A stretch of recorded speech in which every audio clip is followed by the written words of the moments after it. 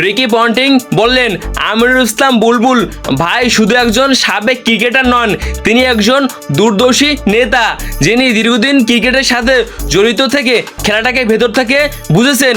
আমি তার সাথে বহু বছর ধরে ক্রিকেট খেলেছি। তিনি একজন অসাধারণ মানুষ এবং সত্যিকারের ক্রিকেট মস্তিষ্কের অধিকারী।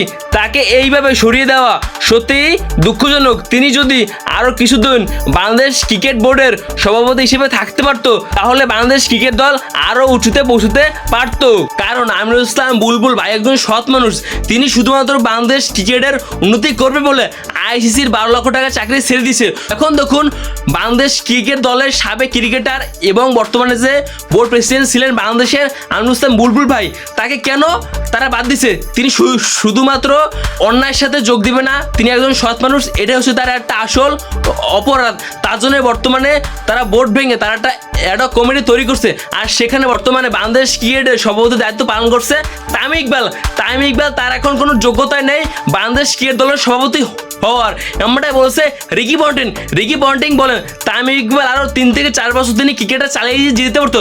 আসলে দেখুন, তিনি আসলে ধান দেওয়া, তাকে এবার এক কথা আমি দালাল বলতে পারি। কারণ তিনি দেখুন ভাই, সবার পাঁচ চেটে তিনি এ পর্যন্ত আসছে, তার সভাপতি হবার কোনো যোগ্যতা নেই। তিনি এখনও ক্রিকেট খেলার উপযোগী, কারণ তিনি এখন ক্রিকেট না খেলে তিনি এখন রাজনীতিতে এসে তিনি ভাই বাংলাদেশ ক্রিকেটটাকে একা ধ্বংস করার চেষ্টা করছে। কারণ দেখুন, আমিরুল ইসলাম বুলবুল তিনি ভাই দীর্ঘদিন ধরে বাংলাদেশ ক্রিকেট দলের সভাপতি ছিল, এখন তাকে কেন বাদ দিছে?